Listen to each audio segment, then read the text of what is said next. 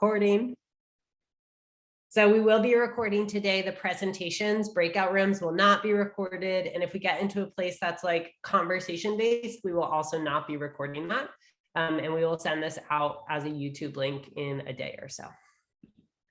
As a welcome, y'all are on mute. If you want to ask a question, you can do that through the chat and I'll facilitate it out, or you can unmute and ask a question that way. If you are not speaking, please keep yourself on mute to reduce feedback noise.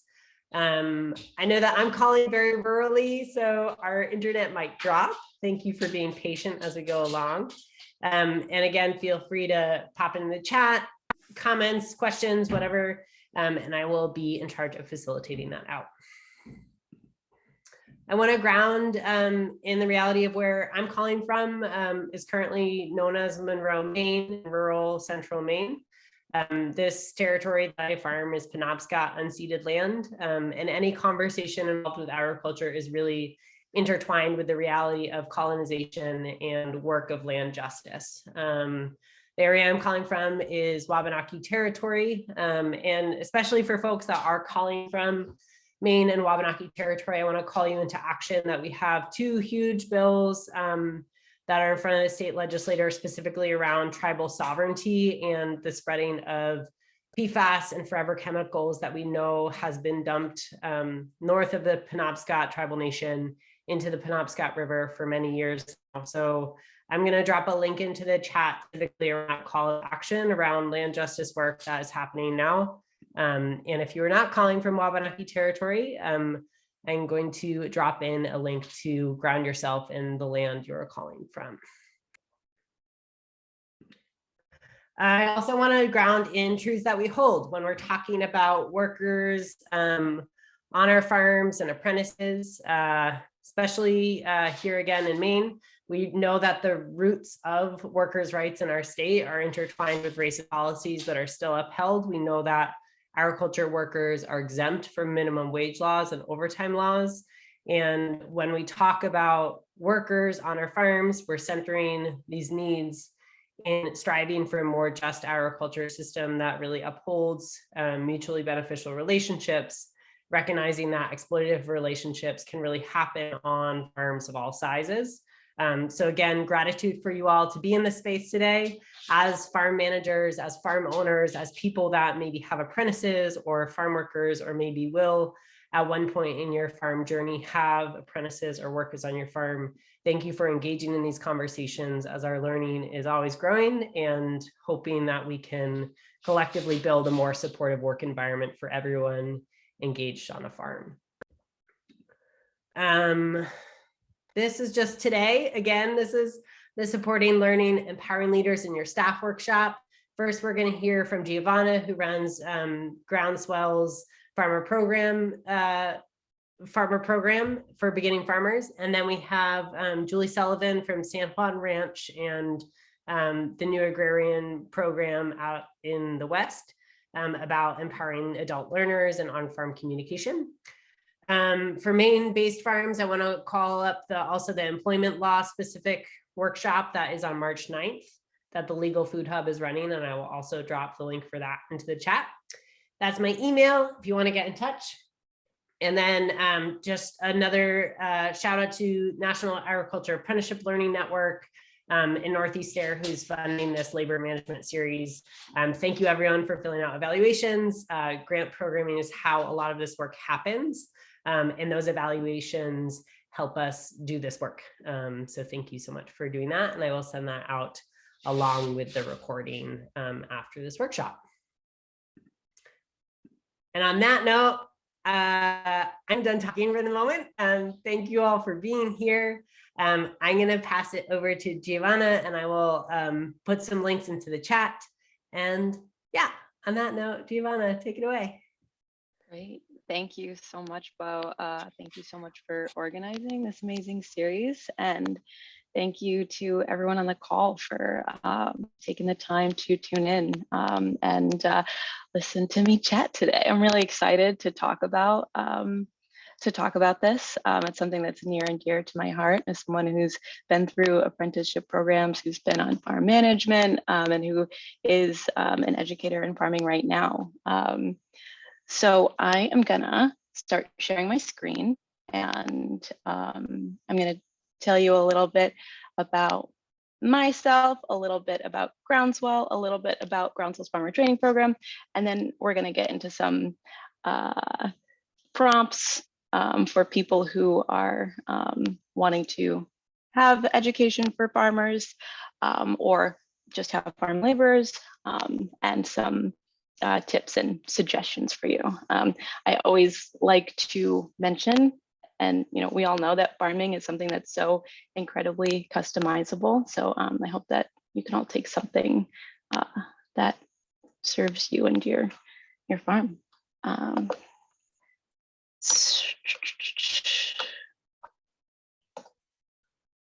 Okay, so let me make sure. Okay, so again, my name is Giovanna. I use she, her pronouns. I'm the co-manager of farmer training at Groundswell Center for Local Food and Farming. Groundswell is a very small nonprofit that is based in Ithaca, New York, and that's where I'm tuning in from right now. I started working at Groundswell right at the start of the pandemic to develop the farmer training program with my coworker Holly. And what we do is train beginning farmers. Basically, we have a part-time training program that's about 6 to 7 months long for people of color trying to enter the food system.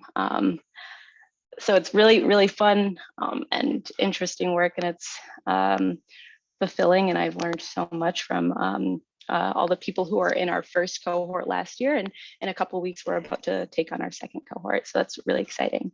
A little bit more about me. Like I said, I've been in the farm world for almost 10 years, and I've been in education for both children and adults. I've worked at several nonprofits and lots of small scale vegetable production farms, both CSA and market. And I just love growing vegetables. And that's mainly what I teach in the program. I run a small teaching garden where we can all learn farming concepts and what it feels like to farm. So a little bit more about Groundswell. We do a few other things other than the farmer training program. We also have an incubator farm that's located out of downtown Ithaca. We have workshops that have kind of been on hold since the pandemic, but we're hiring a fifth staff person to get those back on track. And we do a lot of resource linking as well. And we will also have a few Farming for Justice workshops here where we can talk about, it's basically a place for storytelling and talking about ways that we can collectively change our food system. Up in the top, you can see our first cohort for the farmer training program last year. And underneath that is Ese, a farmer on our incubator farm who's been there for quite a few years. Yeah, I could talk at length about that. And I'm tuning in from a different place. So I just want to acknowledge that I'm on unceded Guyacono territory, and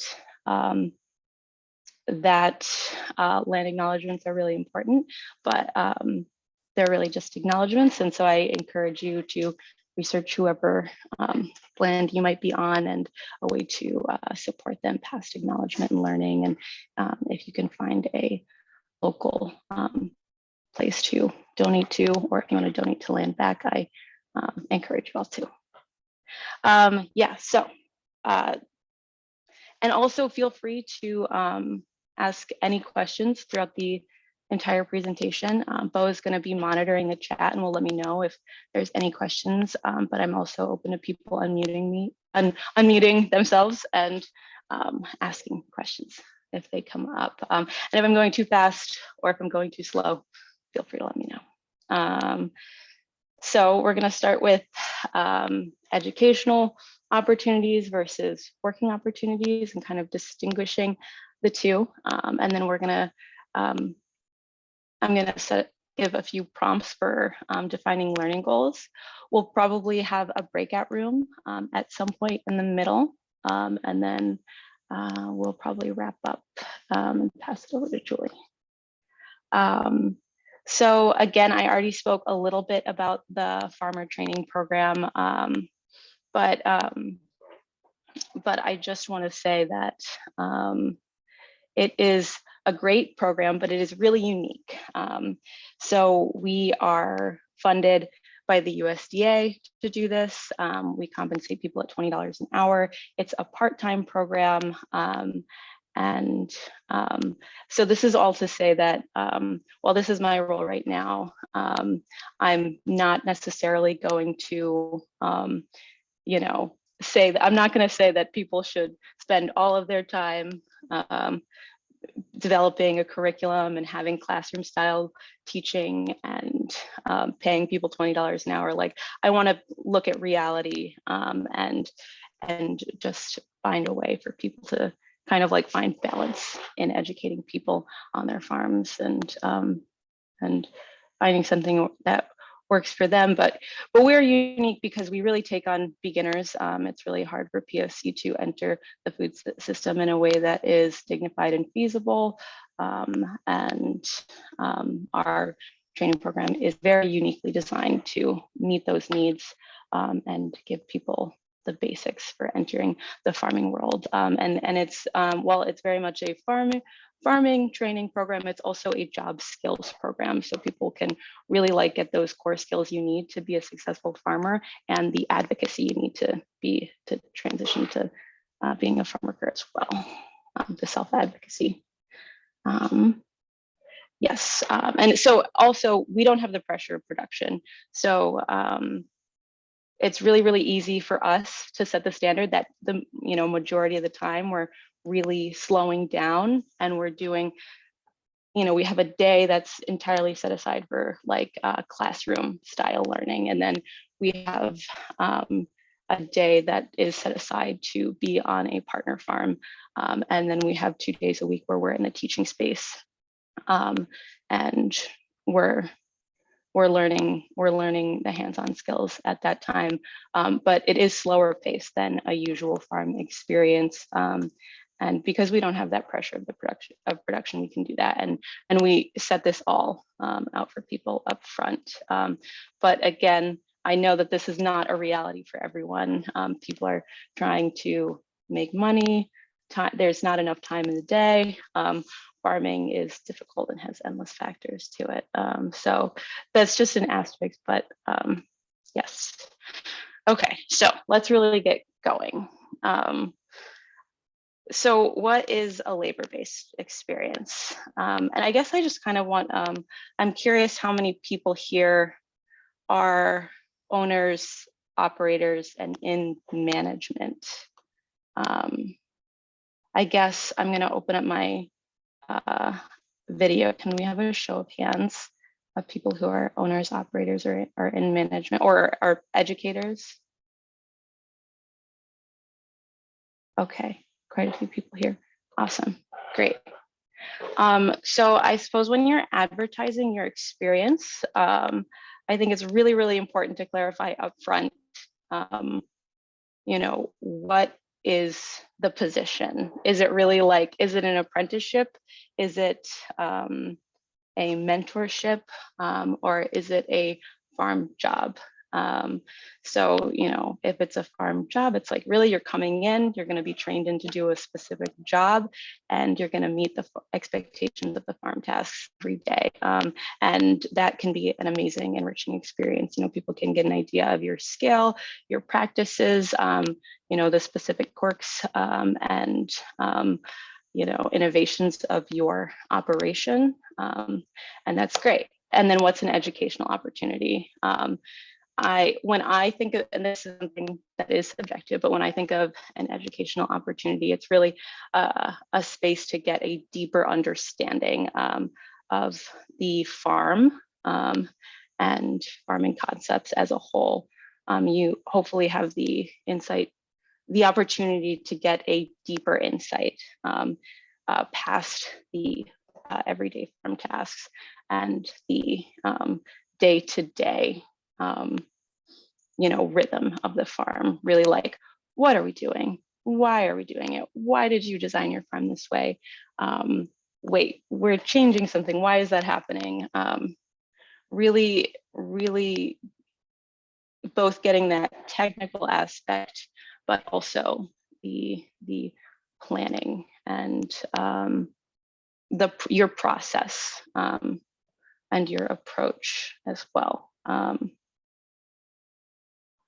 And again, how that plays out in real time is, when you're doing something new or when you're carrying out a task, that happens in both of these scenarios, whether you're a mentor or just an employee. I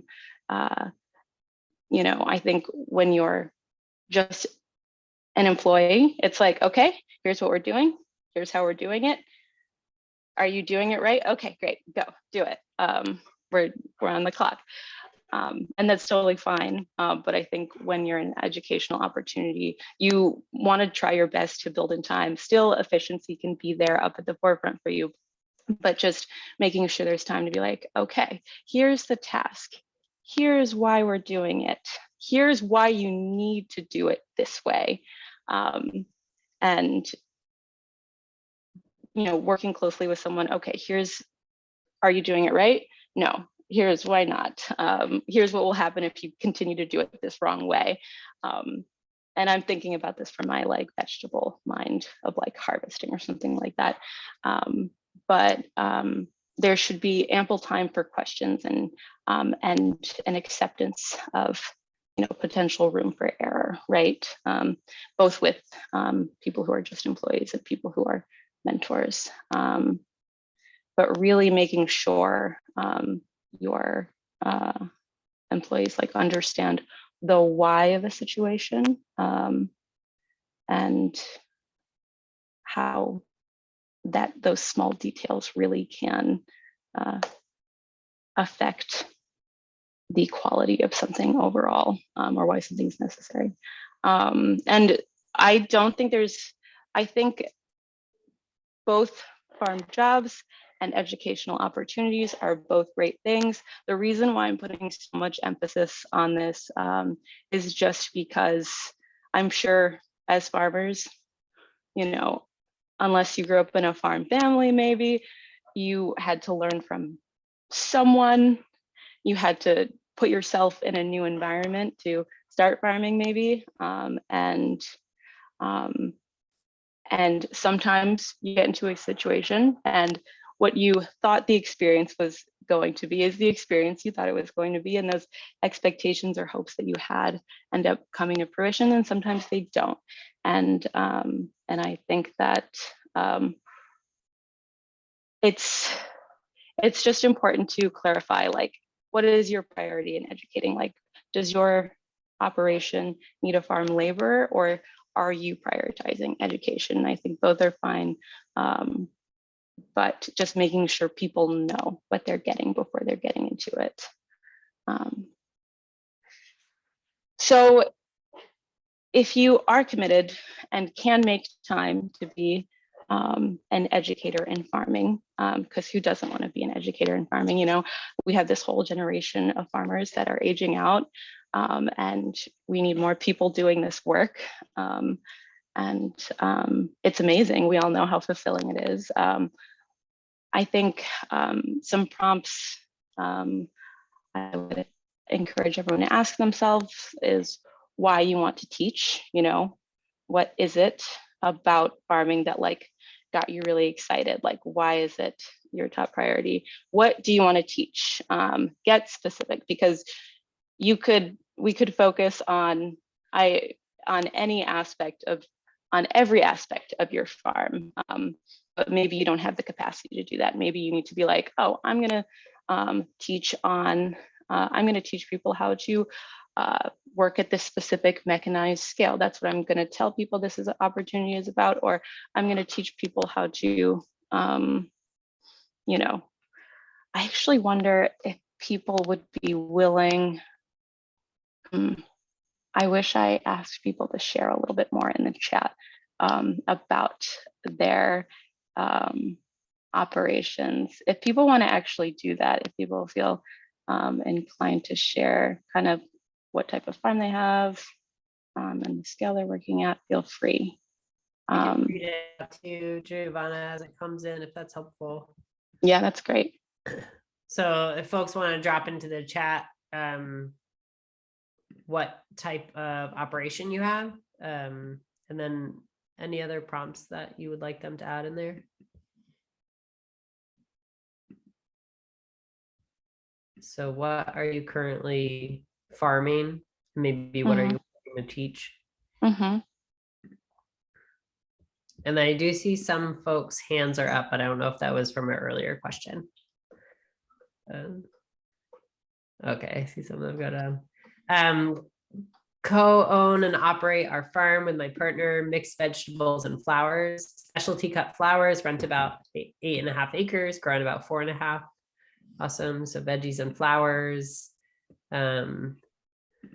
We're a care farm for adults with developmental disabilities and production for vegetable, herbs, and flower CSA. We're a nonprofit, diversified, biointensive, berry farm, sheep, chickens, eggs, specialty cut flowers and herbs. So some nonprofit and some like for-profit enterprises. Awesome. Thanks all. Nonprofit educational farm, 5-acre vegetable farm, 3-acre organic wholesale vegetable farm. Awesome. Beautiful. There's so many amazing things going on with everyone in this room. And I guess just to look at a few of these, wow, this is awesome. I'm looking at Julie Sullivan, who does grass-fed beef cattle. We teach all aspects, including financials, business, personal well-being, and ag, and the livestock and regenerative land practices. That's amazing. Okay, so it sounds like Julie has thought about a lot of these things because there are so many things that Julie does focus on. Because that's a lot. Teaching takes time and is an investment of time. And even in, the first one was, sorry, bear with me, I'm getting really excited about all this. Specialty cut flower farm, rent on about 8.5 acres, grow on about 4.5. So with each of these different enterprises, there are so many different aspects to focus on the technical specific side within each enterprise, but also like the business side. And whether you're teaching some, the methods, like if it's regenerative, if it's no-till, if you're working with a specific set of people. So I just encourage everyone to get as specific as possible and have a good understanding for themselves and what specific aspects of your business you want to teach, and really, really think about what you want people to take away from the experience on your farm, because it sounds like everyone has so much expertise. What do you really want to deep dive into, and why are you doing this? I think this is really important to ask ourselves why we want to teach and what exactly we want to teach, just so we can set clear expectations up front for what our either employees or apprentices are going to learn. Yeah, again, having clear expectations and agreements. A lot of this seems like common sense, like of course you're going to have a contract with employees, but farm workers don't always have great experiences and they don't always have these things in place because some people don't know to ask for these things, and sometimes the contracts don't match the experience, but try to outline all the aspects of the position and what the expectations are, both of yourself and of the employee or the apprentice. What are the standards that you are both holding each other accountable to? And try your best to clarify these things ahead of time before you start, and try your best to honor them. And it's really just good to think about, you know, if you are providing education, having in clear words what people can expect education to be, you know, what are they being educated on, and what that education time looks like.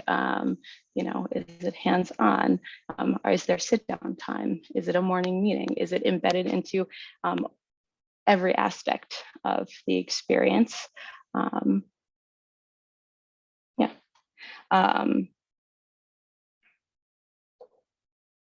So a note on payment, this is something I'm not going to get into. I feel like Bo really spoke to it. Oh, I see Michelle, that your hand is up. If you want to raise your hand, feel free.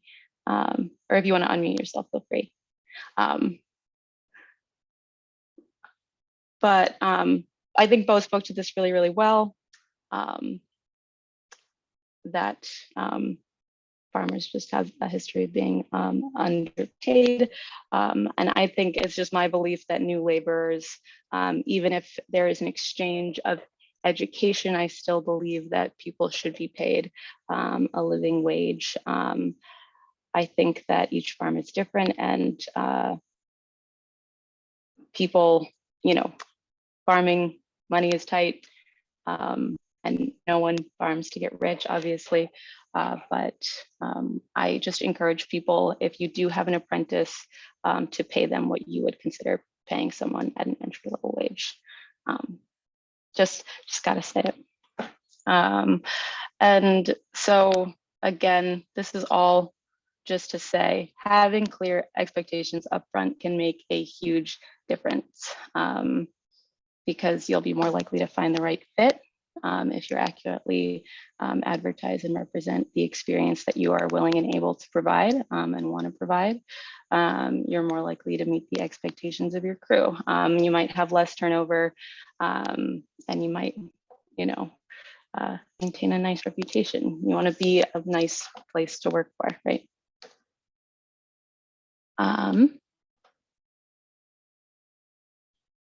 So I think we're going to break out for a little bit, and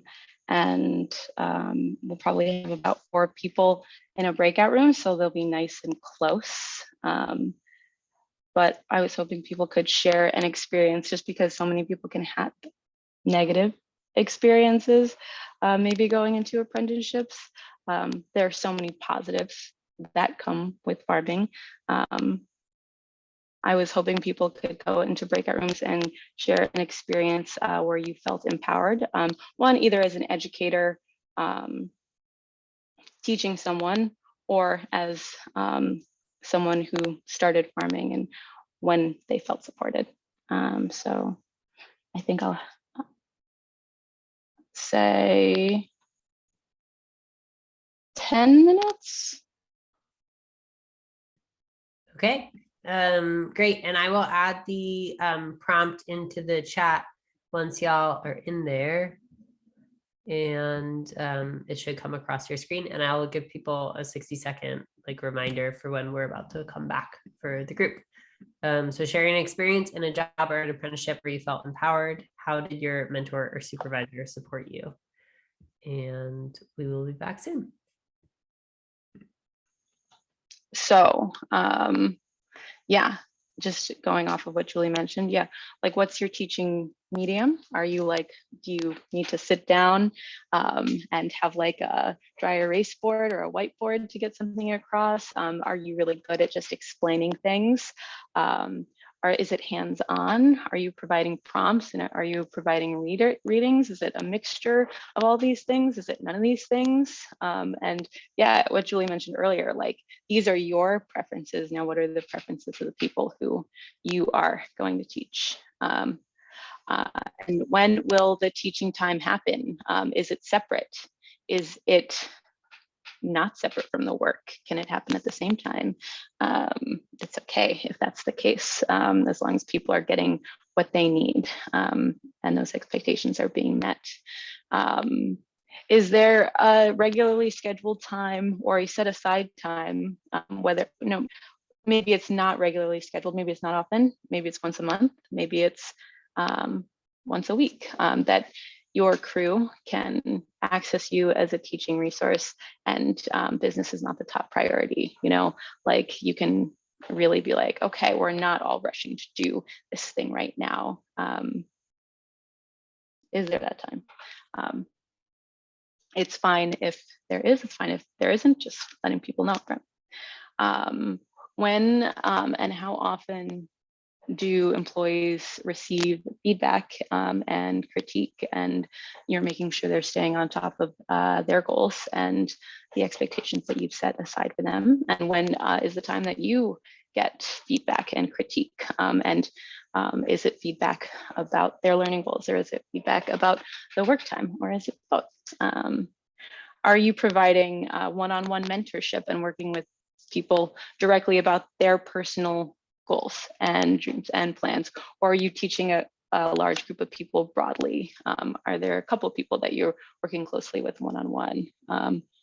Or are you working one-on-one with everyone and making sure that everyone's, say, future visions are really coming into fruition, and you can, offer that like almost consultation regularly? It's okay if you can or can't provide that, just letting people know upfront. And yeah, finding the balance between working and learning. It's nice to have structure for like your check-ins and letting people know what tasks are on the roster. And I think this is something that I have to remind myself on a constant basis, is to clearly state the working goals and clearly state the learning objectives. And I like to do this on almost a daily basis, because there are days where you can get really like literally lost in the weeds, or the whole schedule just goes out the window. That happens. I think it's really helpful to, before you get to that point, just know like, hey, this is what our plan is for the day. Or even finding out, hey, what do you want to learn today? Like this is what we're doing today. What are you trying to take from this? Just so if things get off track, we all know where to get back to. Yeah, again, farming is wild. There's literally like, life and death moments that happen sometimes. So you're like, oh, I need to save this whole crop, or there's a storm rolling in and you need to get something taken care of like straight away, right? And that's the reality. And that's, I think, a really important, it's okay that the restructuring needs to happen, because that's a hugely important lesson to learn in farming, just that fact of farming. But just make sure you acknowledge like, hey, we're changing things. This is what we got to do right now. This is why. This is when we'll get back to our regularly scheduled programming. And say sorry if you need to, if someone's disappointed, if you mean it, and keep moving. So how can you further empower your employees or apprentices? Do they have the ability to, not just learn about how things are running, if your business is fully functioning and running as you, if it's already in that like optimization stage, can they learn from you like how the startup process was and like methods of that? And some people come in, they're like, oh, it's great that I know how to do this, but how do I get here? Are you open to sharing how you access land and capital? Do they have the opportunity to get your unique perspective as an owner and operator? All the issues and stressors that come with that, but also all of the the positives that come with that too, and the benefits of being your own boss. things that you don't see day to day, and entry level people see on a day to day, like the business and the marketing, and how you take care of your books. How do your taxes work? When it's like the middle of the winter, like how do you place that order? How does the math work? All those things that that maybe a newer person can't access to, and it's kind of hard to find information on this stuff. Another way to kind of invest and empower apprentices is, you know, find out if they want to be involved in any decision making on the farm. And whether that's from the day to day, you know, once people are obviously ready for it, and you can support them, you know, if they can be involved in the day-to-day decision making and management, or, you know, maybe the greater evolution of the farm. And it just also asking yourself, are you open to that information? Are you open to sharing that decision making, and bringing someone into kind of a newer role on the farm? It's okay if you're not, but just saying it up front helps, so people don't get disappointed. Is there room for growth in the operation for a specific person? Do you have management roles or permanent roles that people can move into? Or are there aspects of the operation that someone could take on? You're like, okay, maybe you're going to be responsible for this, or you're going to be responsible for managing these people. How are you supporting that transition? Does the pay increase? Do they have the autonomy? You know, when there's a decision or a disagreement, who's really making the decision there? Who has the kind of last word, and how do you guys hold yourself accountable? How do you really like make sure that comes out in practice, and that if you give someone power, how do you not take it away out of something like control? And how are people supported if that's the direction you want to go, and if that's the right fit for both of you? Just some things to keep in mind, because again, farming is so customizable. People have their own unique businesses that are usually made with themselves in mind. So finding a person who fits all those things is unique and valuable. And I'm pretty much at time, but some last thoughts are, you know, really, it's okay to let go of perfectionism, just accepting the fact that some days are better than others. Some days you get it right, sometimes you don't, but if you embrace change, that's great. See critique and feedback as a sign of trust and respect. Just going back to what was said earlier, like having that comfort of you know, a Q&A constantly, making sure people feel comfortable to ask questions and see you as a resource. Make sure they can offer feedback and let you know, like, hey, I'm not getting enough of this, or that didn't work for me, or actually, I totally disagree, and having it be as casual as a conversation, and not shying away from the negative feedback, because oftentimes if someone's willing to share the fact that they had a negative experience or something didn't work out, it means that they have faith in you, that you're gonna be able to take that and handle it, right? Also think about the type of culture you want in a learning space. You know, is it going to be super efficient, super studious, super like, you know, nose to the grindstone, like we learn all the things, we do all the things, keep moving, that's great. If you want it to be a little bit more relaxed, a little bit more fun, if you want to incorporate games, if you know, it's, again, how do you want your farm to feel? How do you want people to feel when they leave? Also keep in mind that we're all teachers and we're all learners. We all have something to learn from the people who cross our paths. We have this amazing ability to shift people's perspectives and lifestyles and give them an opportunity to connect with the land, and that's really, really valuable. Yeah, so I hope that this was, I hope that people took something new, and if not, I hope that it was a friendly reminder for a few things. But yeah, I hope that people enjoyed. If anyone has any I don't know, where are we on time, both in terms of questions? I think we could take like 1 or 2 questions before we take a break. If folks have questions specifically for Giovanna about her presentation or thoughts in the chat. And then hopefully at the end of Julie's, we'll also have Q&A time. But yeah, thank you so much, Giovanna. And if you want to drop your contact info into the chat, if people would be down, if that is something, I know Groundswell's farmer training program is pretty rad, and I strongly encourage folks to check it out. Yeah, any questions that are percolating for people that you have right now? Yeah, and if anyone wants to speak to me also directly or chat with me about the farmer training program that me and coworker run specifically, please don't hesitate to reach out, or any other kinds of programming.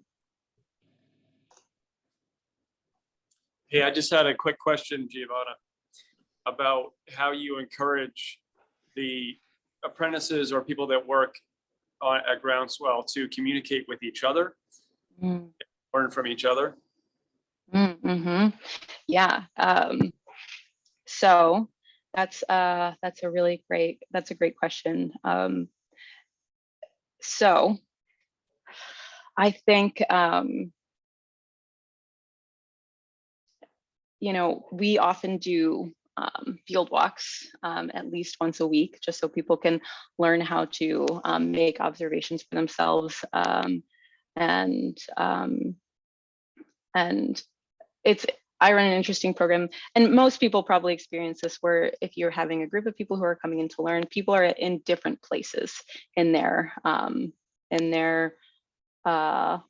learning process. Some people who are starting, know a lot, or they're super into botany, or they're super into all the textbook aspects of situation. And some people are still getting a feel for the hands-on and starting to, and like learning like vocabulary. And I think being open to different people in the group, if you're an educator, not necessarily needing to be the only teaching voice in the room, and just be like, oh, if you're saying something and it's right, then just welcoming it and encouraging it, and being like, oh, maybe we're going a little over time, but this is great. And let's see. And I think also, yeah, I think we also do a lot of check-ins and go-arounds we like often kind of share prompts that are a little bit more like, we'll take like a farming article or like something that's come up in the news and just shared, like, hey, how do we all feel about this? Just so that there's an opportunity for people to start like adding their voice into a situation and just getting comfortable with that. And then we will explicitly say like, hey, if anyone wants to teach anything, let us know if you want to do a little skill share. That's cool too. Just to be upfront about it. Thanks for asking. That's helpful. Thanks so much. Oh yeah, there's a thought in the chat. One technique I love to use is that when someone asks a question to me, I tend to ask, does anyone else want to answer that before I respond? Also use eye contact to break eye contact with the person asking the question of me, and look at the others in the circle to invite them into the conversation. Yeah, I also think a lot of like unstructured time too. Like I think about what is the culture of the apprentices. Oftentimes the apprentices that are in the MAFCA apprenticeship program are around 20, 21. They just want to hang out with each other. And there's a lot of learning and sharing that happens then of like, we're actually not going to structure the crap out of the situation and allow them to kind of share what's happening on their farms. And a lot of co-learning happens in that unstructured time. Speaking of structured time, the irony of it is that we need to move on, but definitely. Thank you so much, Giovanna, for sharing. Yeah, of course. I just want to add one last thing.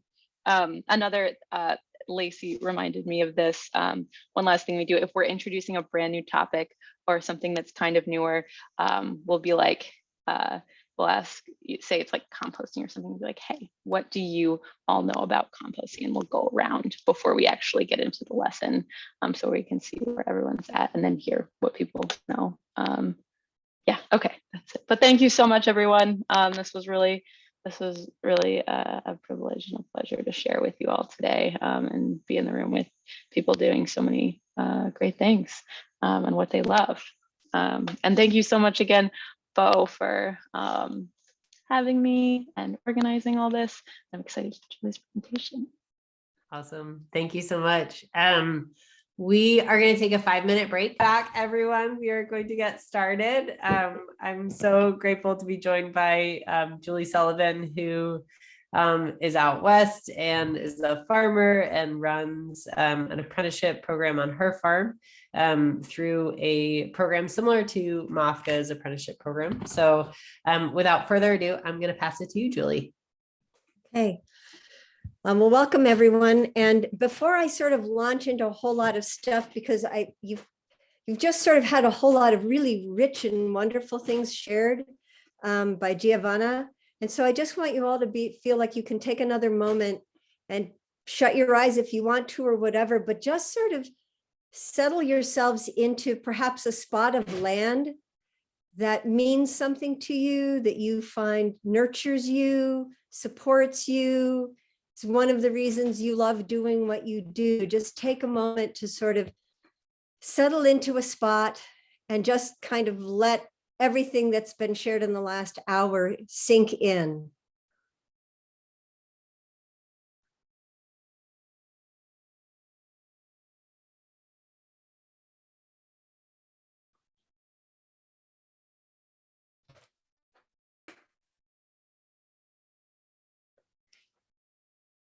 So now that you're in a place that supports you and that you love, I want to ask you 2 questions for you to just reflect on. And if you're someone who likes to write them down or journal, feel free to do that. Or if you just want to think about them, that's fine too. I'll give you a few minutes to do that. And if you have something that you want to share in the chat in response to these 2 questions, please put that in there, because that will help guide what I present for the rest of the afternoon here. So the first question is, when it comes to balancing, making sure the learning is happening and the work is getting done, what's a pressing concern or challenge that you have for your program, your operation, yourself, your apprentices or employees? So what's a pressing concern or challenge? And conversely, what's something that you feel is going well when it comes to how you're balancing the learning and having the work get done?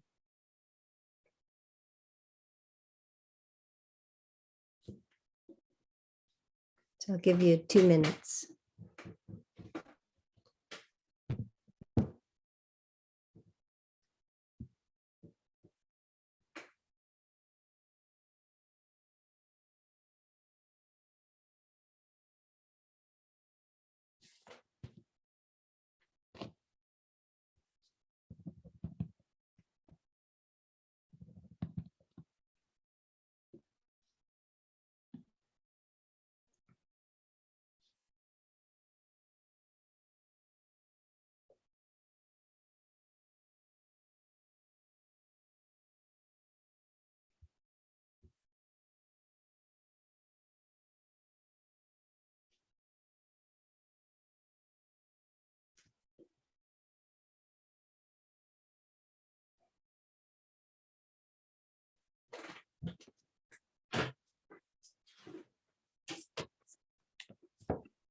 Julie, do you want me to read these out as they come through or wait until? Why don't you wait, and I'll kind of keep an eye on it too. Thanks. Great.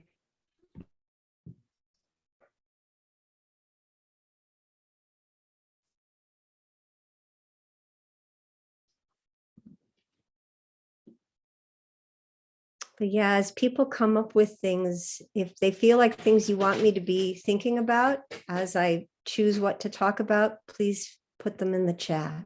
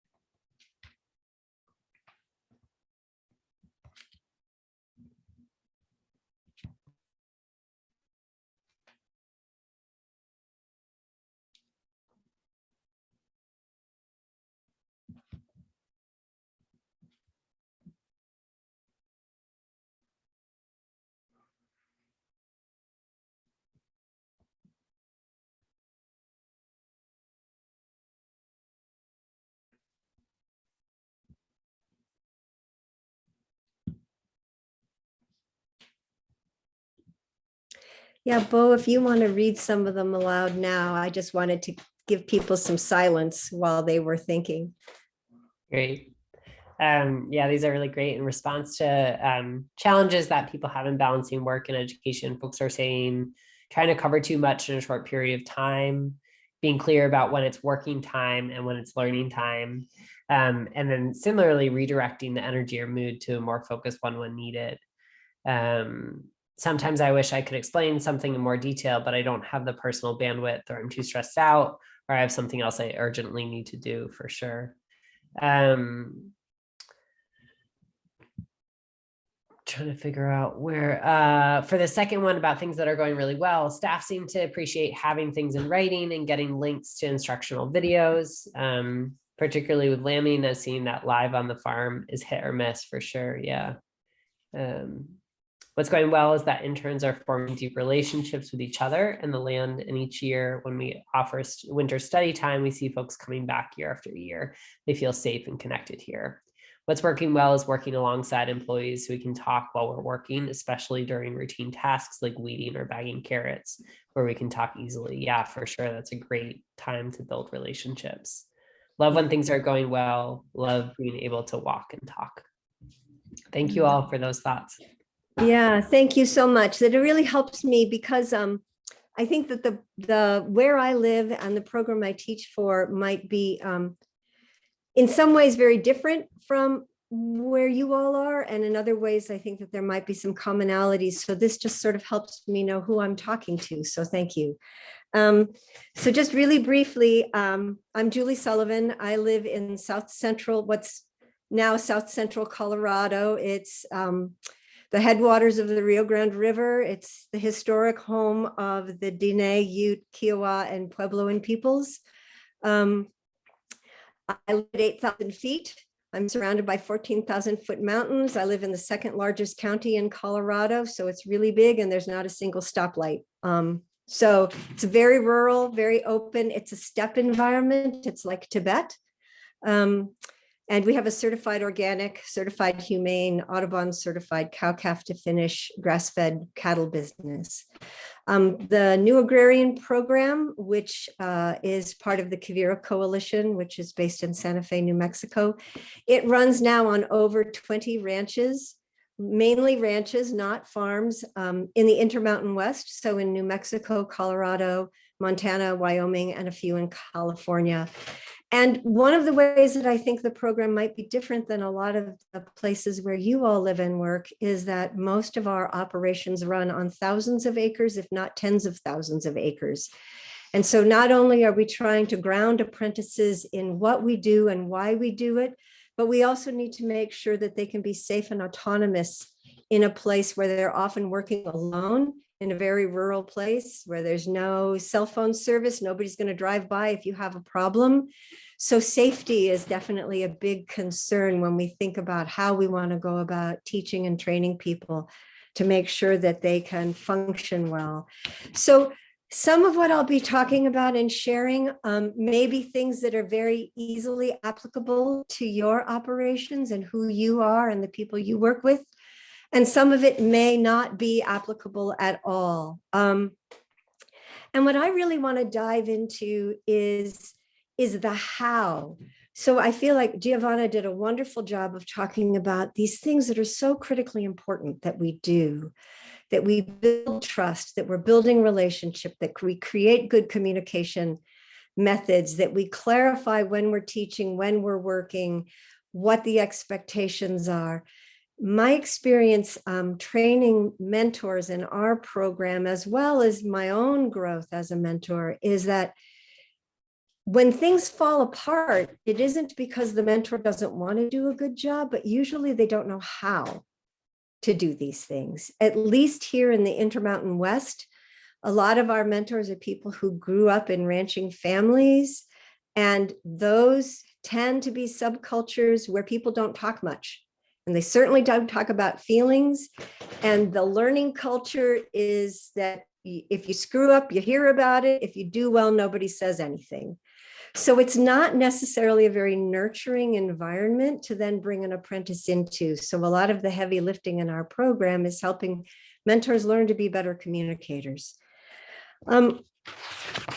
One of the things that we think about a lot in our program, and I think about a lot, is the fact that when we talk about regenerative agriculture, we're not just trying to regenerate the land and our food systems and food justice issues, but we're also needing to regenerate the people who are involved in agriculture. And so I think part of co-creating a really nurturing and thriving work and learning environment means trying to regenerate not only the people who are the apprentices, but also regenerating the mentors. Quite frankly, if mentors burn out, then there won't be any training programs. So how can we make sure that everybody is being fed and nurtured by our programs? So one of the things that I say to our mentors a lot is that when an apprentice shows up on your farm or your ranch, they want to be useful right away. They are super motivated. They're in that enthusiastic beginner stage. They don't know what they don't know. If they're a novice, they really don't know what they don't know, but they have so much enthusiasm and energy, and they want to be useful, and they want to make sure that you're not disappointed in them. As a mentor, as a boss, you want to make sure that they're useful as soon as possible, that they're safe, that they're moving towards autonomy, and that they're able to become a proactive learner so that you're co-creating your education. It's not just all on you. So the next thing I wanted you to think about is, so if the apprentice is showing up super motivated and engaged and interested, and you as a mentor or an employer are showing up enthusiastic, committed, ready to commit to this person and invest in them, what goes wrong? What gets in the way? And I think some of that are probably things that you've already acknowledged in the chat. One of the things that happens with our mentors is that when they get frustrated, and I think that this is human nature, when people get frustrated with one another, we often have a tendency to think it's personal. Oh, this person is lazy. Oh, they weren't listening. Oh, they're spending too much time on social media. Oh, they don't have a knack for this.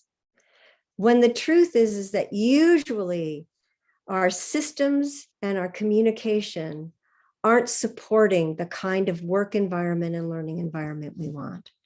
So I'm going to try to share my screen, which is always exciting for me because I never know if it's going to work. There. Can you all see that? Looks great, Julie. Okay. So I love Gary Larson. I thought I'd throw in a little humor late in a Zoom day.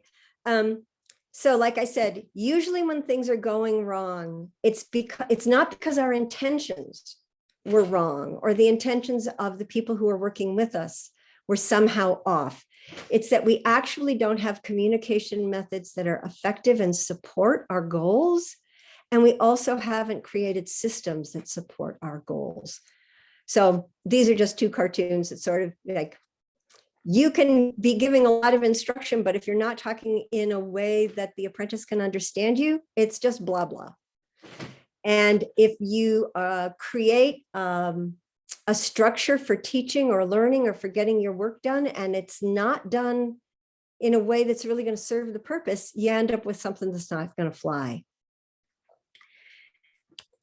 So one thing to think about is whether, and to sort of drill down into is to look at, if things aren't going the way I want them to go, if I have certain kinds of problems or issues that arise every season on my farm, more than likely, there's something about the way I've set up my communication methods, or there's something about the way I'm organizing time, organizing teaching, or organizing the division of labor that isn't working well. And I need to go back in and look for different tools, different ways of doing those things, because what works for me, if it's not working for the people who work with me, it's not successful. One thing that a lot of you may already know, but I really like to stress this when I'm talking to people who are the ones doing the mentoring, is that for someone who's new to farming or ranching, In fact, when you're learning anything new, it is literally 5 times harder for you to do that task than it is for somebody who already knows how to do it. So when we're thinking about our communication and our systems for how we organize work and learning, we need to remember that on any given day, if you go out and are setting up an electric fence for your sheep, it might only take you 40 minutes because you know how to do it and you've been doing it for years. For your apprentice, it may be something that they have done twice so far. And so it is literally 5 times harder for them. It will take them longer. They will have more errors. They will feel more doubt, and they're going to be more exhausted.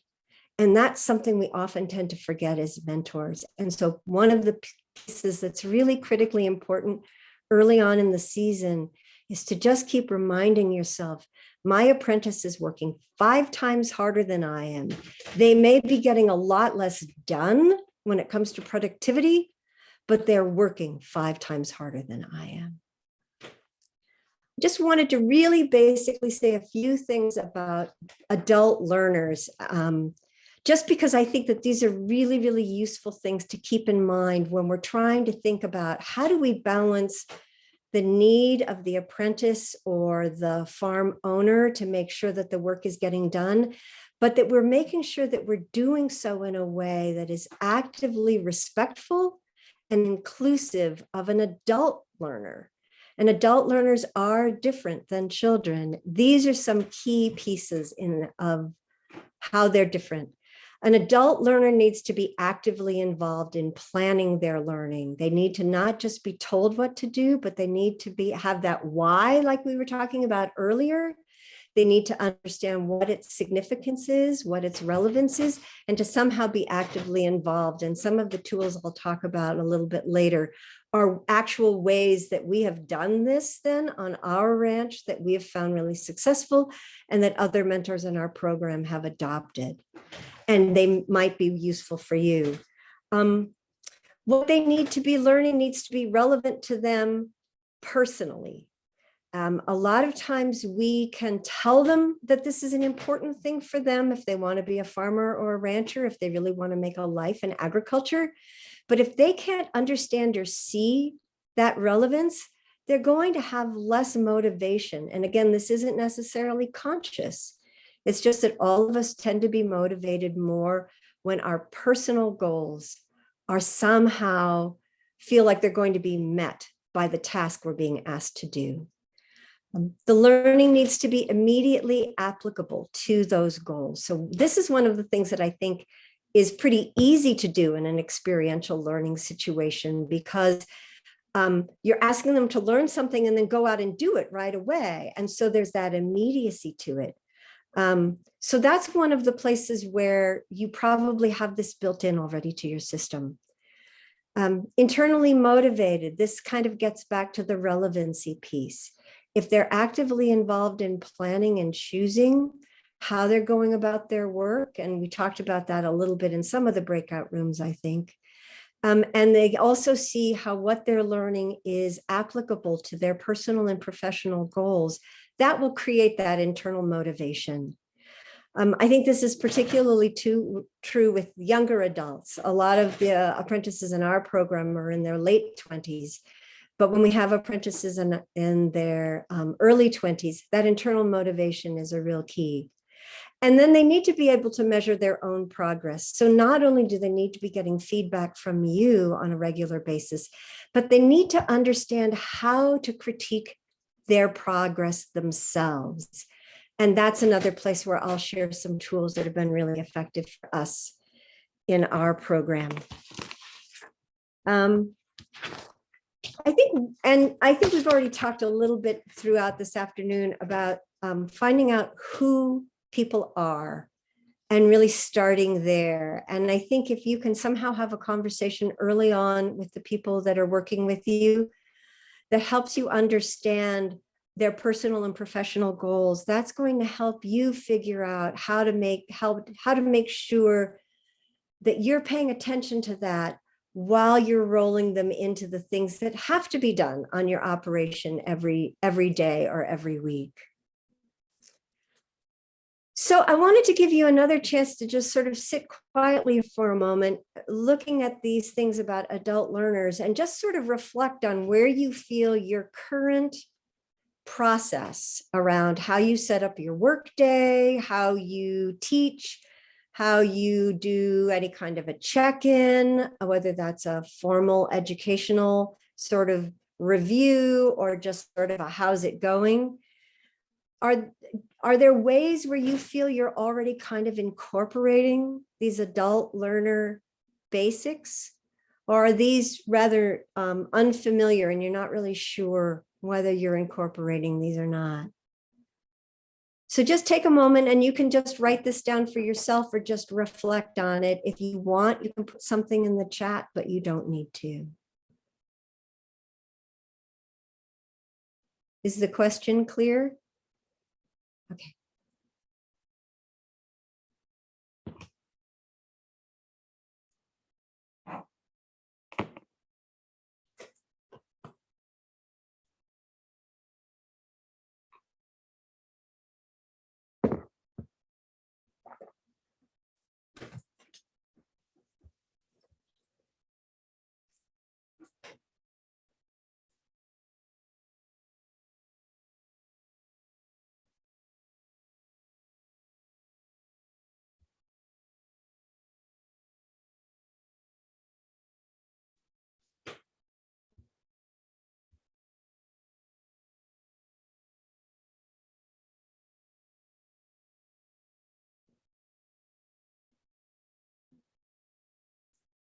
Well, I'll go ahead and keep going so that I can kind of jump into some of the specifics that I wanted to share. So what I'm going to talk about basically for the rest of the time are some very specific sort of tools or systems or processes that we use that try to do this. They try to incorporate this sort of adult learner reality in a way that is regular, continual, and hopefully starts to create that sort of self-initiating apprentice that is the kind of person you really want. Somebody, when they're done with a particular task, they don't spend all of their time scrolling around on their phone, but that they actually are looking for what's the next thing they can learn, where's the next place they can be useful, where can they be taking some ownership for their growth and their learning in a way that helps you co-create an environment that works for them. So a lot of these are things that you probably already do, but some of them may not be. So a lot of programs, I think MAFGA may do this. I know our program, the New Agrarian Program, does this. Dairy Grazing Apprenticeship does this. They have a skills sheet. They have some sort of a sheet that sort of outlines, these are all of the things you're going to be exposed to during your season on this farm or ranch. And often that's something that is then used periodically throughout the season. In the case of our program, people do a baseline incoming assessment of themselves. Then they sit down with their mentor to discuss it. And then they meet with their mentor at least 2 more times in the course of the season and talk about how are we doing, where are the places where a lot of growth and learning is happening, where you're really moving yourself along this continuum towards mastery, and where are places where we're stuck, what are things we're not getting to, and what's getting in the way of that learning. So those are skills sheets. And part of that is then actually using that skill sheet, not just to record learning, but using it as a tool to actively plan, come up with sort of a learning plan for specific goals. And I can talk about that some more in a moment. Most of our mentors have a weekly meeting, which isn't just for logistics, though it's largely about what are the priorities for the week. Where does the apprentice fit in? Where is their learning time? When is their review time? And when are we just going to get some stuff done because we've got a deadline or we need to make sure that this happens in a timely manner? And that is really sort of a workflow but also an education flow tool. And then there's check-ins. And in our program, we have several different kinds of check-ins, but basically the purpose of the check-ins is sort of an overall, how is it going? How are you doing? As an apprentice, do you feel like your learning is going well? Is there anything that I can do as a mentor that I'm not doing that will support you better? And is there anything I'm doing that's actively getting in the way of you learning? So I'm just going to talk about all three of those tools. And if one of those sounds more useful to you all than another, if you want to just drop that in the chat, I can make sure to sort of start with the one that the most people are interested in. So I make sure that I cover the ones that seem most meaningful. So the way that you measure your education and outline the educational goals, which is the skills sheet, sort of weekly meetings and workflow, and how do you balance work and education on a kind of a week by week basis, and then check-ins, which is sort of communication, feedback, how are we doing? So anybody got a preference? Check-ins? Anything else from anybody?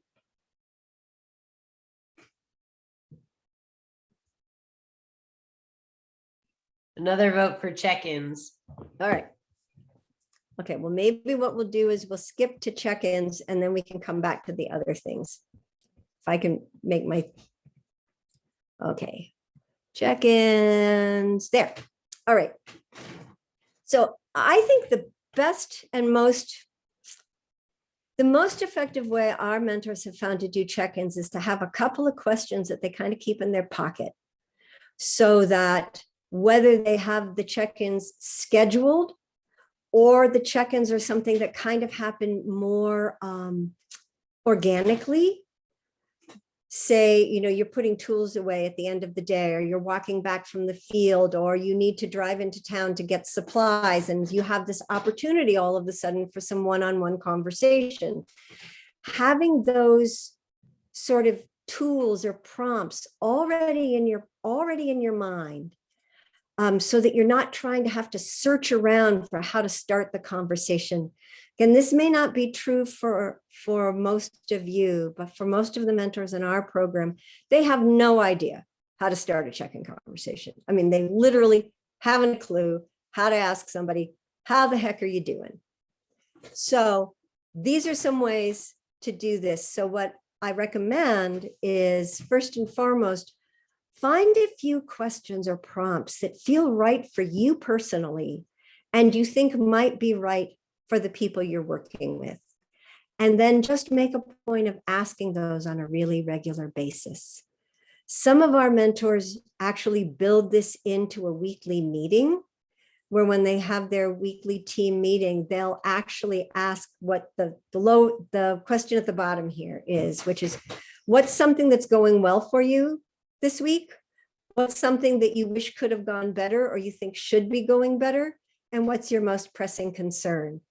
And if you don't have a very large team, everybody, mentors included, can all answer that question. It kind of takes the heat off the apprentice if they feel they're the only one checking in. So that question can be a really great one. And several of our mentors do that at least weekly, if not actually every morning. And again, most of our mentors, it's small teams, it's 1 or 2 apprentices, maybe another staff person and the mentor. I know on some farms you're working with teams which are much bigger than that, and this may not be practical for you. But I think that that's a great question, because it lets people acknowledge and celebrate something, and they learn how to, it's that last piece of the adult learner thing, is how them developing the capacity to measure their growth themselves.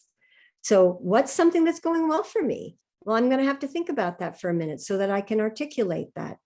What's something that could be going better? That's them basically giving you feedback on how your mentoring is going, how your structure is going. You're going to learn a lot if they can answer that question.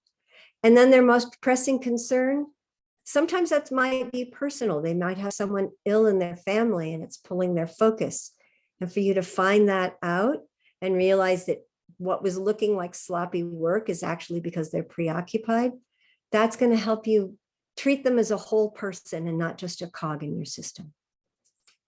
Another question here I think that's really valuable is, what's something you really want to do or learn that we haven't gotten to? And then you can look at the schedule, you can look at your calendar and go, okay, when in the next 10 days or 2 weeks can we actually fit in a training on that particular skill?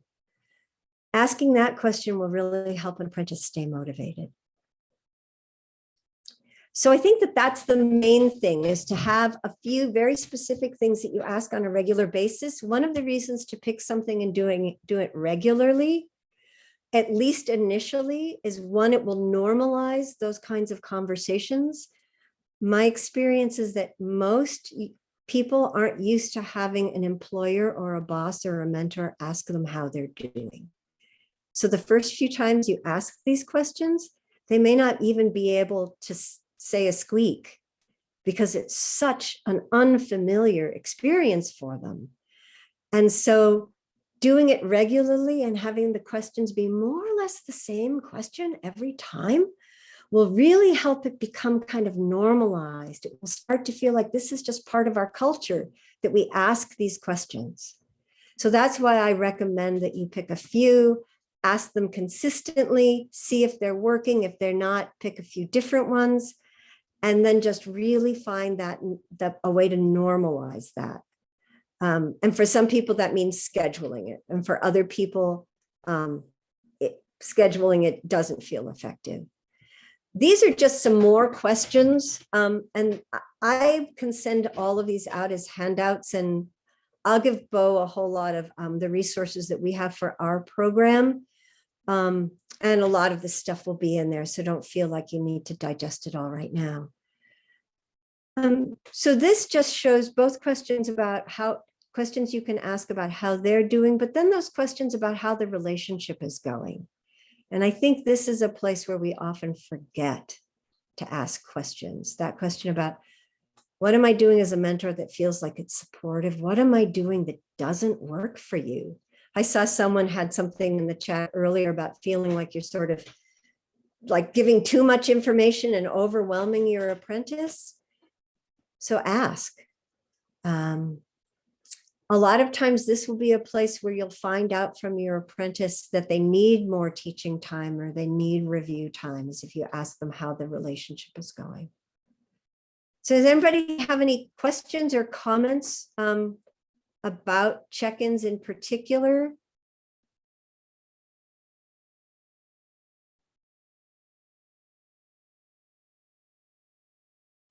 I'll also go to the next slide.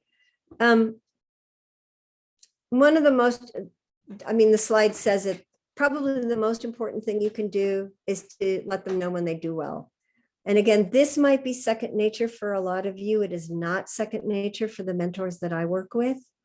They really, really, really don't know how to say good job.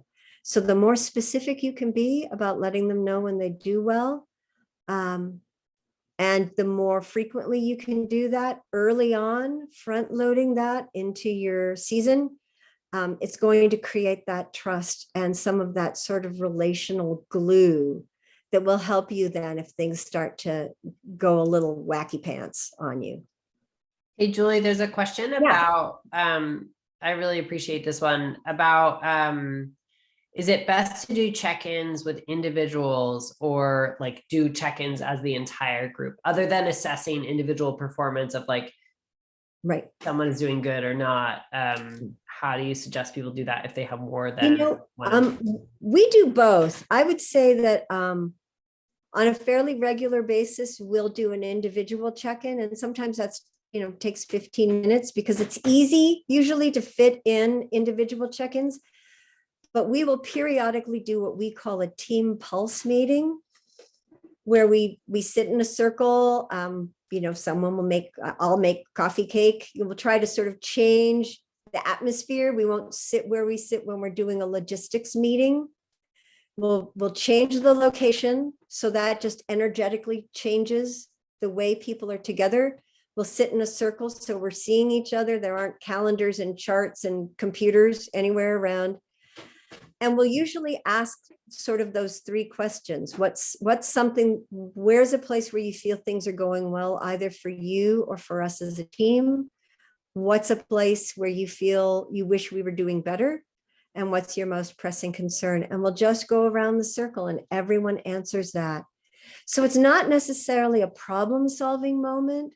It is of getting your vitals. That's why we call it a team pulse. It's sort of what's going on here, particularly if we're starting to feel like there's tension or disagreement, we'll schedule a team pulse meeting.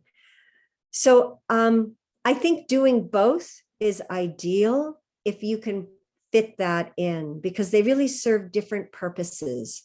The individual meeting is really that opportunity to demonstrate your commitment to the individual and to their individual growth. And if we're trying to center workers, that noticing them as an individual is going to be really critically important. But if we're also trying to train them to be leaders, if we're also trying to help them, to support them in figuring out what are my gifts to a team, how can I support my team, then that team pulse not only gives them a chance to sort of speak their piece, but it gives them the opportunity to recognize where maybe they can actually be a support to someone else. And that tends to be very empowering.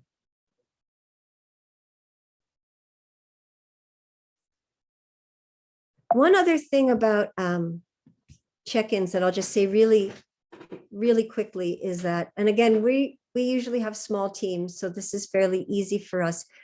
But if we start to notice that someone who works for us is more forgetful, showing up late, seems really exhausted, seems to have a split focus, rather than assuming that there's something going on that's like, they're disgruntled or they're upset with me or they've burnt out, is to ask, is to have a deeper check-in. And this would definitely be something that would be a one-on-one.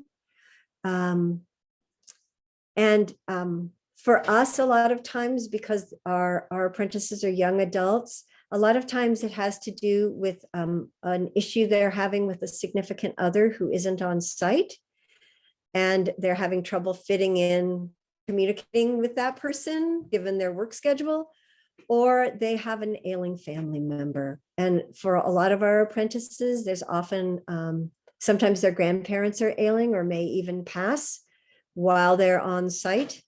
And this is often one of the first deaths of someone significant to them. So those are just things that are often going on with young adults that we may not be aware of. And it's really important. How soon? I would say that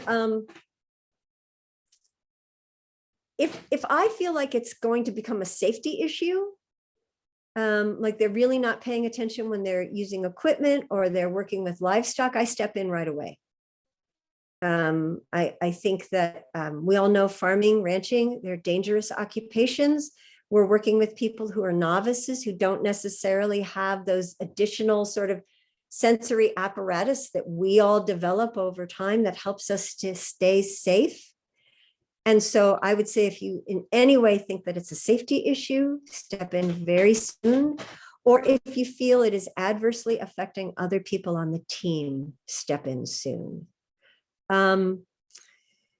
If you, and it could be as simple as just sort of saying something like, most of the time you have had this like ability to just stay so focused during the workday. And I've noticed this week that it seems like that's just not happening for you. And I'm just wondering if there's something going on.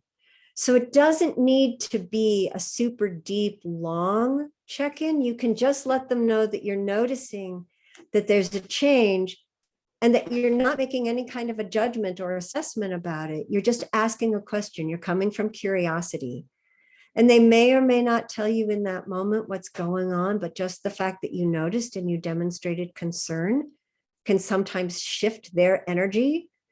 And then if it doesn't seem to resolve, I would go back in and say, remember 2 days ago, I was talking about how it seems like, normally you're really thorough with your tasks. And I'm noticing that like you're forgetting to put things away at the end of the day. And that's just not normal for you. So, let's try to unpack that a little bit. So it's kind of that gentle curiosity. I don't know if that answers the question. Hey, Julie, I want to do a time check that it's 5. You see, I have 1 minute. No, I mean, like, I love all the gems you're sharing and would be so excited to share these slides out with everyone afterwards, just because these questions are really wonderful. But I want to see if you want me to keep asking questions that are coming through the chat, or if you want. Why don't I do this? Why don't I stop sharing? And something that I can let you all know is because it seems like you've got a lot of really great questions, and it didn't even get to anything else. So I do mentor training calls for all of our mentors, but those are open to anybody. And then the recordings are also available on the Quivira Coalition New Agrarian page. So I'll make sure that Bo has that link and he can get that to you. And so we've already done a call on setting expectations and a call on balancing work and education. So those recordings and notes are available and we can get those to you. The March 8th and 10th, we're doing a call on how to mentor for a self-initiating apprentice. And I'll talk a lot in that call about skills sheets and how to really monitor the education. And then there will be a final call, I think it's in late April, on giving feedback.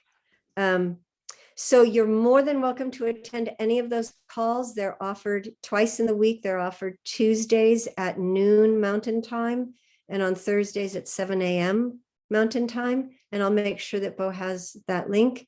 And then a lot of the information that I'm presenting here or that I have on the other things is also available in the Mentor Handbook, which is available for free as a download on the Quivira Coalition New Agrarian page. So those are a bunch of other resources that are available. There's a lot of stuff in there about check-ins. And I'm also happy for people to reach out directly to me by email. And I'll put my email in the chat. But I'm at time, so I think we're done. I was just like rushing to put resources in the chat. I'm gonna hold on one second. I'm gonna stop the recording.